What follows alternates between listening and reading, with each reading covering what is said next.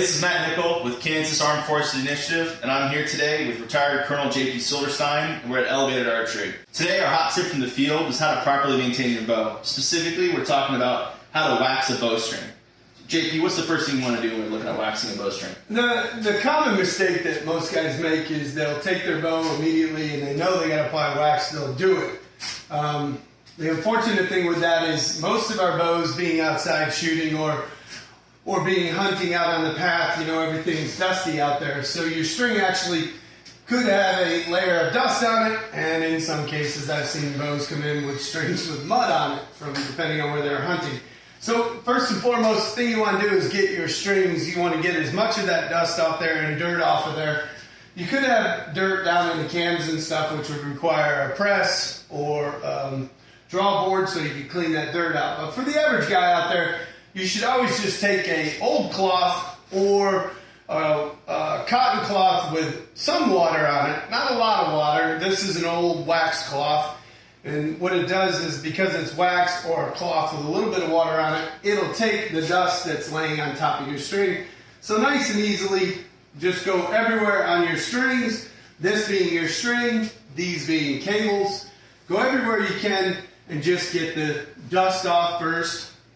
And it doesn't hurt to do it if you got a drop away, a limb-driven drop away, to get the dust off that too. That's the first thing you should do. And so, JP, I see you identify the difference between a string and like the serving. So when I'm applying wax, where am I specifically applying wax, and where am I staying away from? Okay, so on your bows, you have an area where it is string, which you can see here, the twist, and then you can see here you don't see a twist because that is serving, and that serving is there to impact against this string stop. And that serving is there to protect the string. So when waxing your bow, and on your cable you have a lot of serving because it goes through the roller and down through the cams. Where you have serving, you don't want to hard apply wax, and the reason being is because when you apply wax you have to apply pressure. That serving is spun onto the string and is tight. If you go in there with your fingers and you start going up and down, you could loosen your serving. So where you want to apply pressure with wax, what Matt's going to show you soon, is where you have string only, not serving. We'll talk about how to do the serving after Matt talks about how to do the string, exposed string. So you have exposed string here, and then on your cables, you have exposed string in different places. Now every bow is different, serving amount and string amount.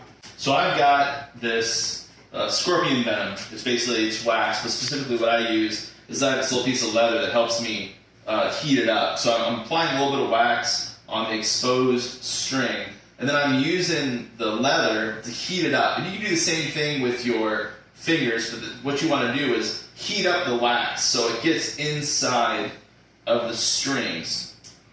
And then get off the excess. What am I missing here, JP? So a lot of guys have these lipstick tubes. You can see that the wax is, sorry about that, you can see that the wax is harder. Scorpion wax is good, it's the one I happen to use.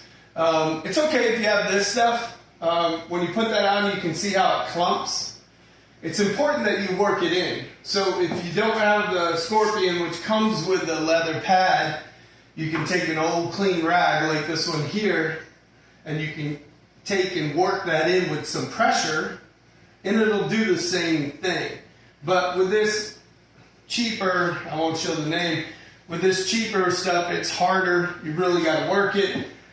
This is a fancy one from Boning. This is a little softer wax, but still it's hard, so you got to work it in.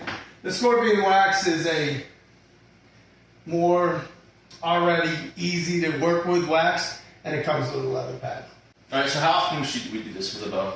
Depending on how much you shoot. Yeah, it all depends on how much you shoot. But before we go there, with the serving area, like we said, you don't do direct wax to the serving area.